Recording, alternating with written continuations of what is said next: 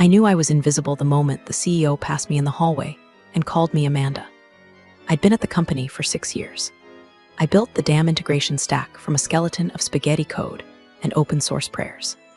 And yet there I was, hunched over my desk at 9:47 p.m. again, trying to debug a vendor sync issue that some junior engineer had accidentally overwritten.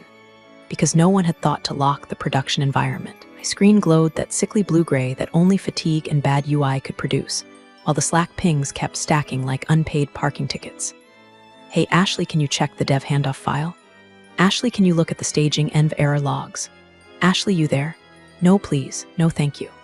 Just Ashley the integration goblin, summoned when things broke, forgotten the second they worked. I looked across the office, well, what was left of it. The rest of the dev floor had long since gone remote. The interns had fled by 5 p.m. HR vanished like their promises of career development. I sat alone under flickering overhead lights that buzzed like a dying mosquito. And yet I stayed, not because I loved it, because I couldn't let it fall apart. Because somewhere in this stitched-together platform, my name was buried, not in credits or titles, but in every working line of code. But they never saw it. That week, we're prepping for the big demo. The one to show the investors we were more than just a second-tier SaaS shop clinging to a lifeline from one decent quarter. It was the whole reason I'd been dragged back from PTO in the first place. You're the only one who knows where all the vendor hooks live, my boss had said, not even looking up from his phone. I remember laughing. I wrote them. He just nodded like he hadn't heard me. Probably hadn't. And now I was expected to clean up after the new sales director's brilliant idea to demo live integration with our key vendor, without telling the vendor. It'll be sexy, he said in one meeting I wasn't invited to but heard about through the grapevine. Real-time sync, no canned data. Sure, sexy, like trying to hotwire a semi-truck during a hurricane. So there I was, the cup of 7-Eleven sludge masquerading as coffee, and a heart rate that hadn't dipped below 110 in 2 weeks, trying to stop the platform from vomiting out null values during form submissions. And every single damn time I fix something, I get a thumbs-up emoji in Slack. No follow-up, no credit, just a digital pat on the head. Meanwhile, I started noticing little things.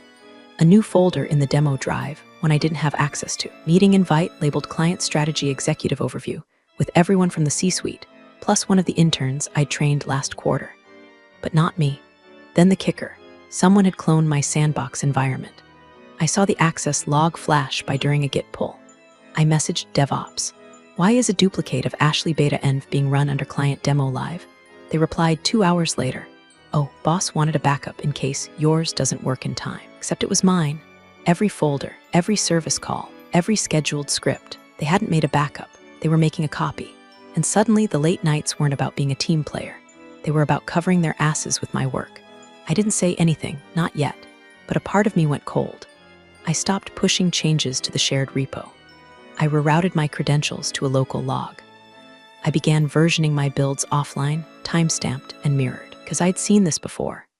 When credit is due and something big's on the line, there's always a scapegoat, always someone whose brilliance gets cut out in favor of a bigger name with a smoother voice. And they'd just decided that someone was me. But I wasn't going to give them a clean handoff. Not this time. It was supposed to be a nothing errand.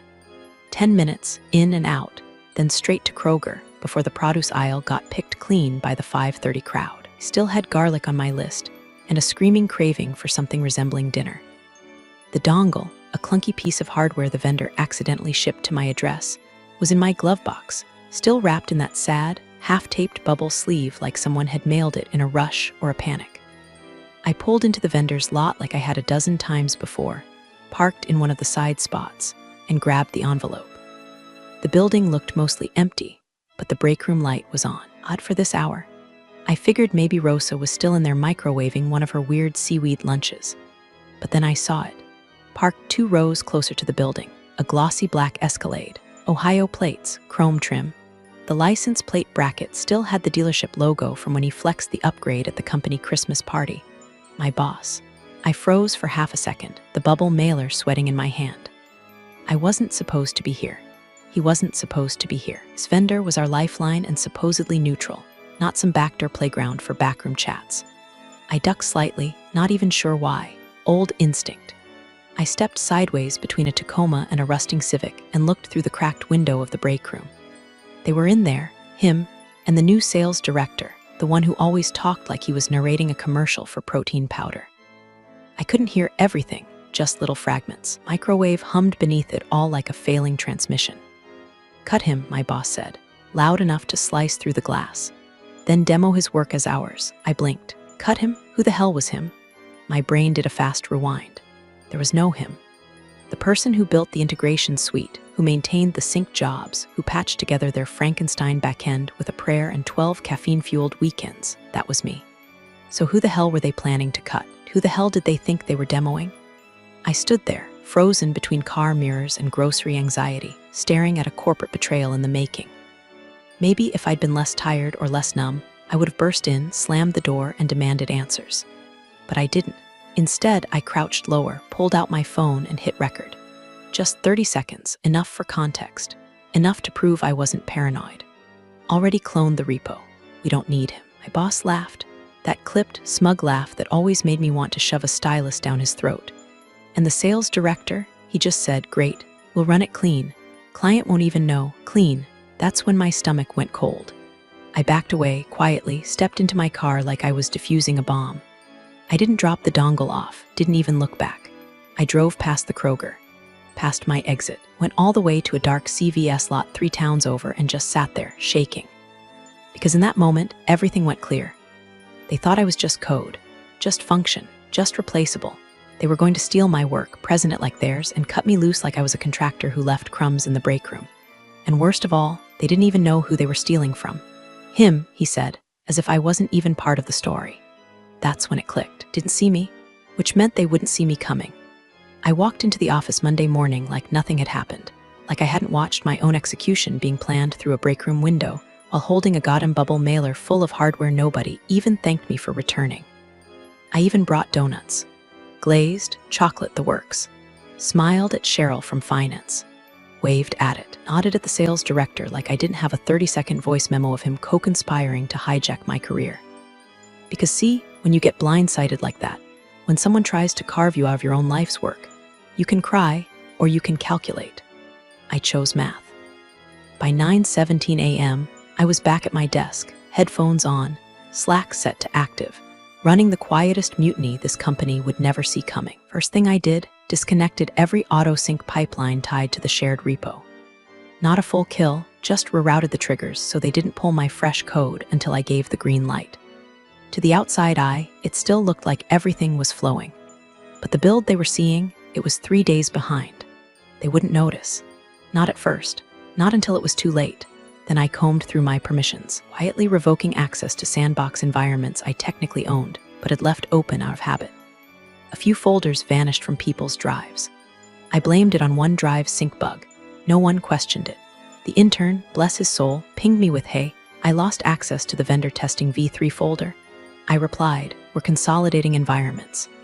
Use the staging repo," which was funny because the staging repo hadn't worked properly in months. I went after the core, my personal build environment.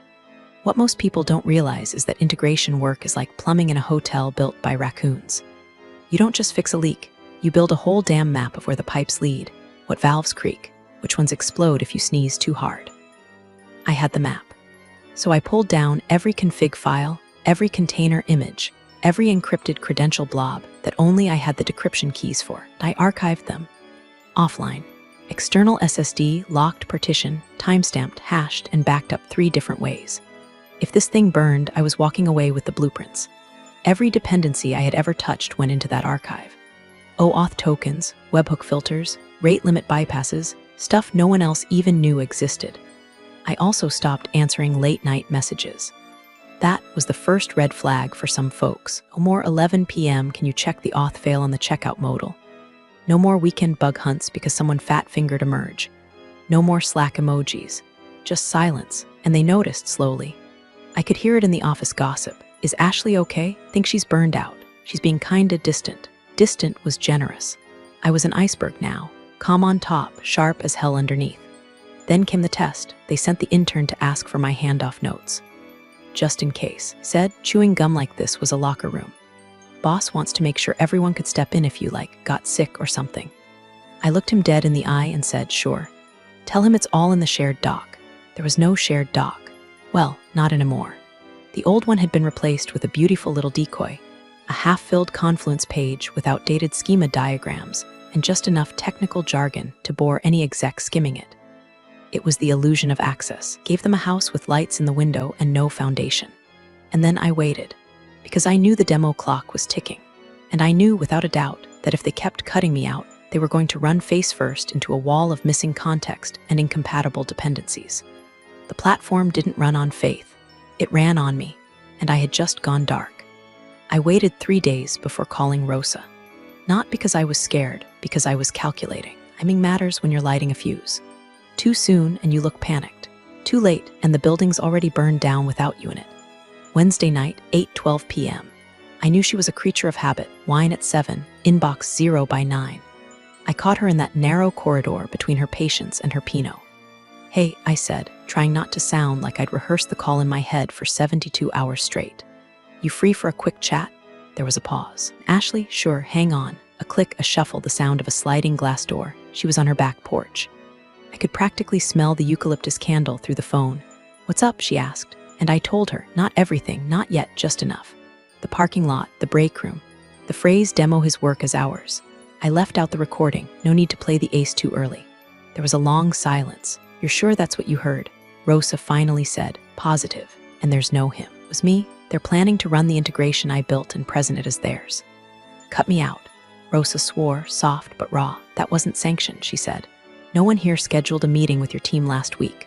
"I would have known, I figured," I replied. "You would have CC'd me." "Damn right I would have." Her voice was flat steel now. That was when it shifted. Something in her tone, some undercurrent I couldn't place.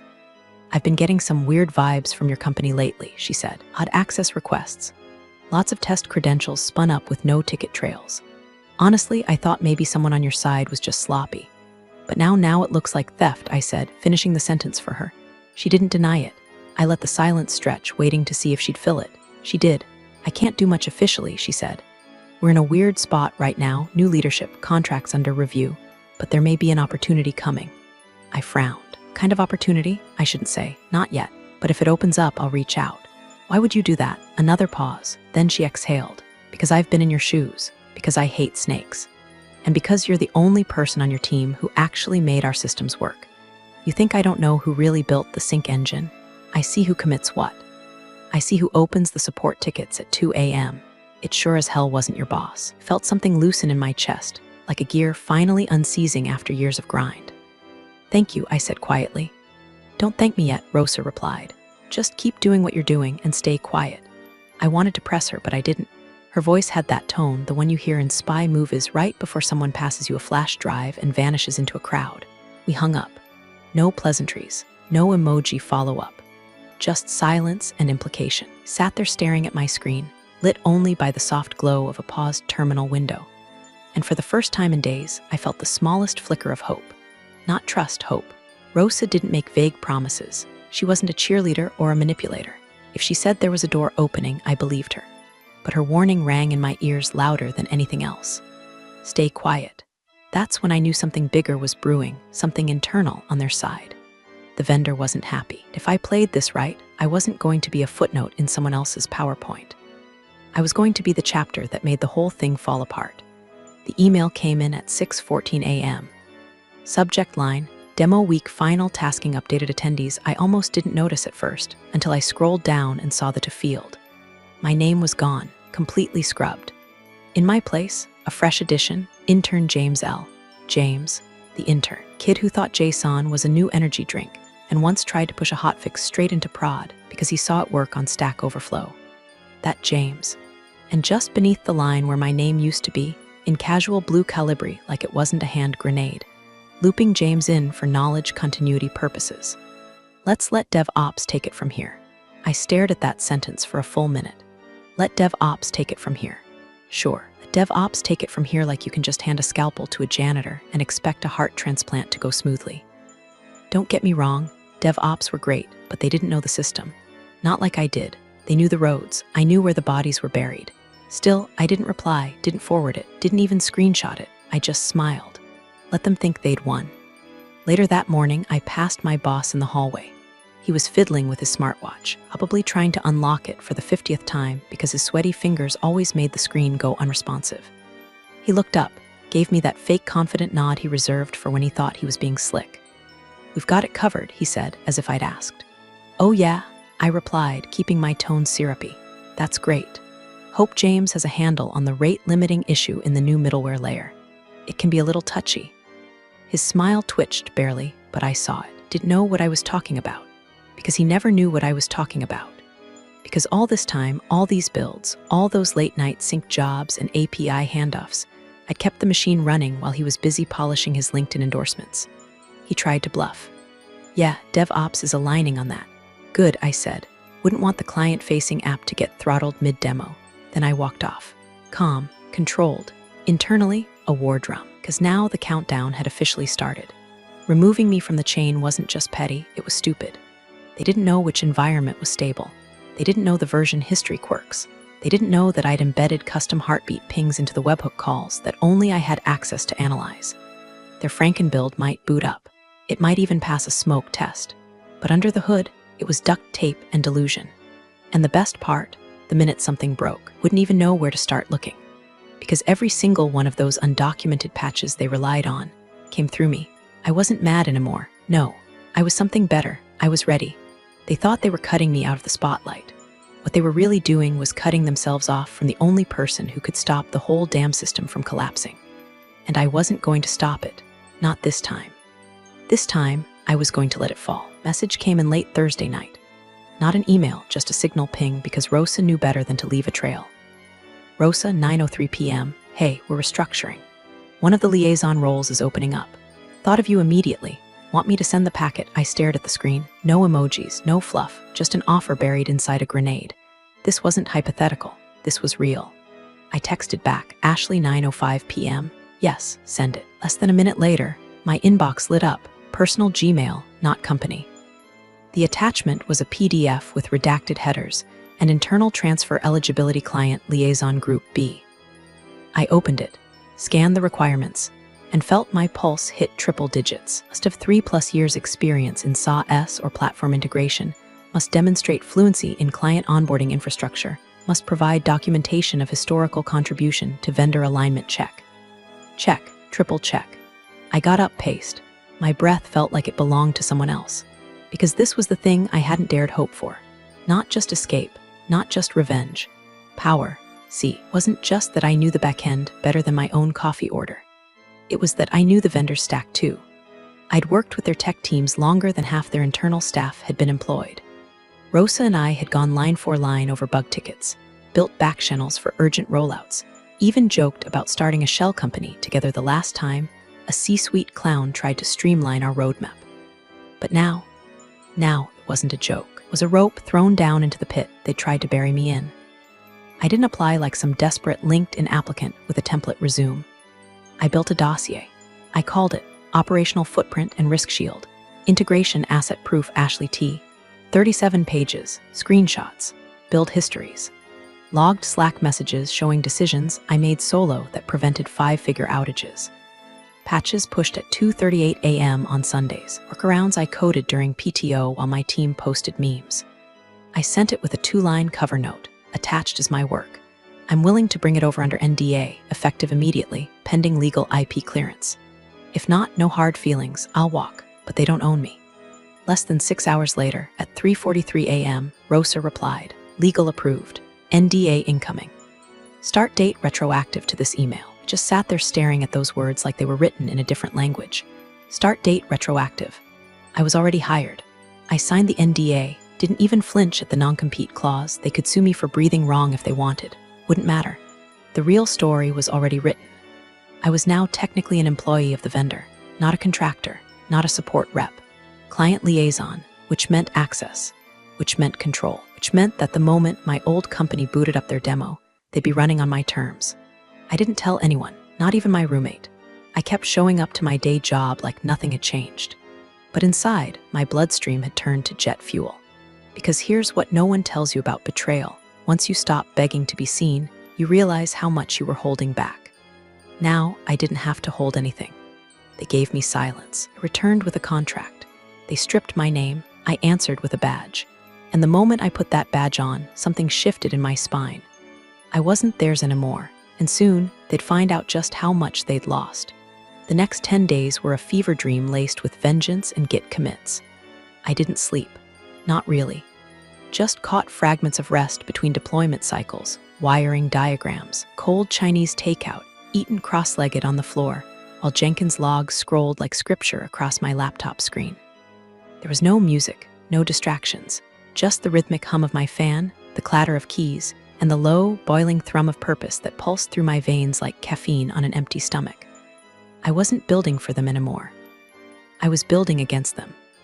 Every single piece of code I touched, every OAuth handshake, every webhook callback, every daemon that whispered between microservices, was now versioned exclusively inside the vendor's infrastructure. Not a single packet of it ever touched my ex-company's servers. I mirrored it all to a private branch under ROSA's jurisdiction, locked down tighter than Fort Knox behind an access protocol that required biometric confirmation and a local signing key. This wasn't just engineering. This was war. By day 4, had completely refactored the integration core. No more spaghetti dependencies. No more shared API tokens. This thing hummed. I could make it dance. The live dashboard updates were so responsive, it felt like the client was breathing on the screen. Meanwhile, the messages from the old job kept trickling in. The intern, poor James, pinged me 5 times asking about a weird regression on the staging pipeline. I ignored every single one. DevOps chimed in. DevOps 10:34 a.m. Hey Ashley, quick cue. Do you remember which cert we used to bypass the sandbox limiter on the primary vendor call? It's not in the shared creds doc. Of course it wasn't, because I removed it, because I had replaced it with a single-use cert that expired the second I accepted the vendor role. And now they were stuck demoing a ghost. By day 7, the rumors hit. A friend from HR, of the few decent ones, texted me. HR friend 7:02 p.m. word around the floor is they're cobbling together a new demo environment. Sounds chaotic AF. Sales guy keeps saying it just has to look functional.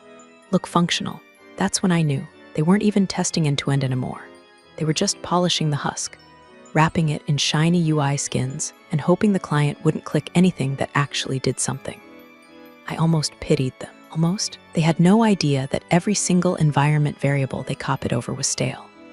That the token refresh script they were relying on was hard-coded to a deprecated endpoint I'd rerouted 2 weeks ago. That their showpiece dashboard was now reading off dummy data stored in a local JSON file labeled Confidence Booster v2. JSON. They thought they were prepping for the Super Bowl with a real playbook, didn't realize they were holding a kindergartner's crayon drawing of a football. Day 9, Rosa pinged me on Signal. Rosa, 9:48 a.m. Clients confirmed the meeting. You're running the demo. CEO will be there. Also, your boss just emailed me personally asking if vendor-side Ashley can help patch a few things. Lol, I laughed. Loud. Alone in my kitchen, surrounded by cold coffee mugs and empty energy bar wrappers. They didn't even realize it was me, that I was already on the call. That the person they tried to erase was the only one keeping the damn curtain from catching fire. So I sent Rosa one line, tell them I'll be there, with bells on, because the stage was set. The audience was seated, and I was about to walk into the boardroom with the only working build in existence, while they demoed an empty shell stitched together from assumptions, arrogance, and lines of code they didn't understand, tried to cut me out of my own story. But now I was holding the ending, and they hadn't read the last page. The revolving doors hissed as I stepped into the building at 8:02 a.m., same as I had for years, only this time, I wasn't wearing a lanyard with our logo on it. My old badge sat in a drawer at home, collecting dust next to a half-used box of Tums and the severed remains of my loyalty. Around my neck now hung a matte black vendor badge, bossed with their minimal logo and my new title, Technical Liaison Platform Integrations. I handed it to the receptionist like it weighed nothing. She scanned it once, blinked, scanned again. You're with the vendor now? Correct, I said, calm as glacier melt. Welcome, she stammered. Conference room B has you listed. They're setting up now. I smiled. Perfect. The air had a different smell today. Too many people in new blazers sweating through their big moment deodorant. Down the hall, someone was loudly rehearsing a transition slide like their life depended on it. It probably did. As I made my way to the elevator, I heard it. That voice. Ashley, I turned. It was Marcus, one of the senior PMs, flanked by James the intern and a red-faced DevOps guy carrying a nest of tangled HDMI cables. They looked like they'd seen a ghost with root access. "Hey there," I said, cool and polite. Marcus blinked. "Wait, what are you doing here?"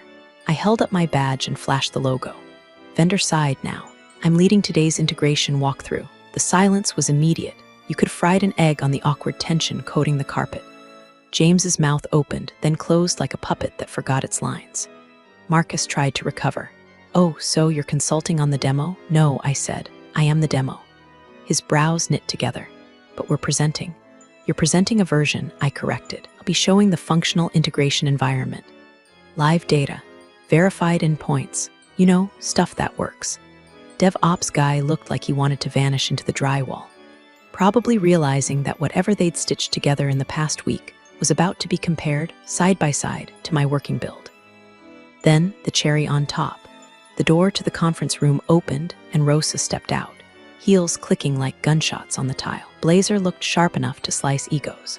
She greeted me like we were old friends, because we were. "Glad you're here," she said to me with a nod. Then to the group of ex-coworkers, "Ashley's leading the integration demo from our side. Please make sure she has full access to all screens and ports."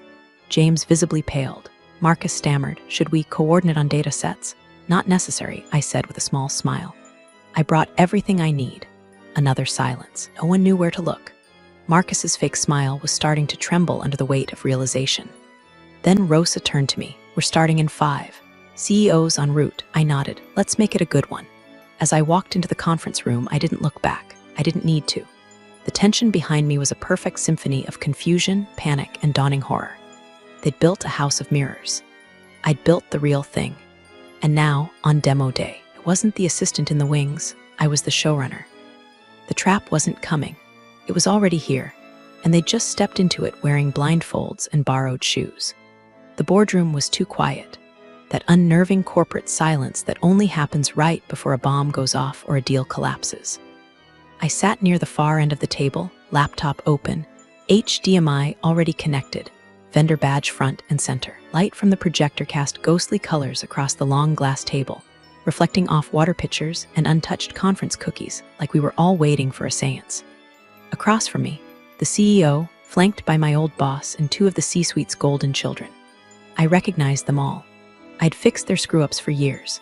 That fake laugh crowd that said, "Let's circle back," when they meant, "Let's pretend this isn't our fault." My boss wouldn't look at me directly, kept scrolling through something on his tablet. Probably the corpse of the demo they'd been trying to slap together after gutting my work. His jaw flexed like he was grinding sand between his teeth. To his left sat the client's executive team, stoic, curious, visibly annoyed by the delay this morning when their original agenda had to be adjusted. No one said it out loud, but I knew why. Their copy, my old build, Frankenstein from half-understood scripts and guesswork, had crashed during QA testing less than 2 hours ago. They tried to blame vendor latency, then unexpected updates, and finally, a misaligned config sync. All garbage. The truth was simple. They tried to run a machine with no keys and no mechanic. Rosa stood calmly beside me, flipping through the intro slides like she was leading a yoga class. "No rush, no nerves, just precision. Before we begin," she said, "we'd like to introduce our new lead technical liaison for platform integration. Many of you already know her."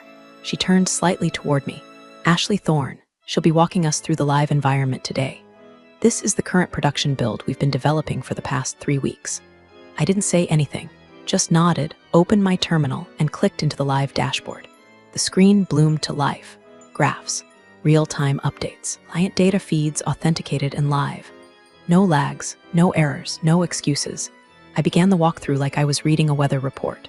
Calm, cool, methodical, click, slide, execute. The API handoffs danced. The data visualizations snapped into place. I showed them not a simulation, but a working system. It purred under my fingertips like it wanted revenge too. I didn't rush. I didn't gloat. Didn't look across the table to watch my old boss start to sweat, but I could feel it. His silence was loud. The kind of silence where someone's whole future calcifies in their throat. Then it happened. A soft whisper across the table from the client's side. "Why weren't we shown this version earlier?" Rosa answered. "This is the only version that passed all QA standards, and the team that built this, vendor internal, with full technical oversight from Ashley.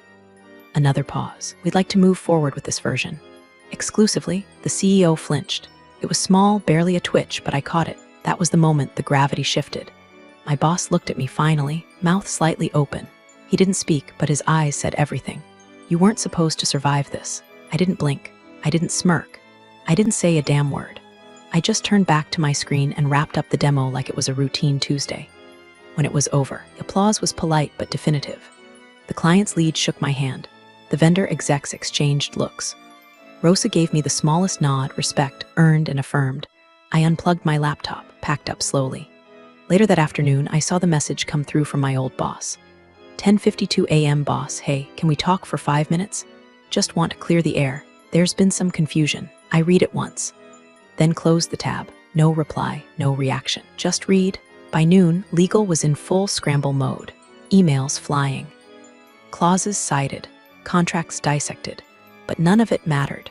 The client had already made their decision. They were switching to a direct solution model through the vendor. And I was already on the other side. Thanks for joining the fun, you office survivors.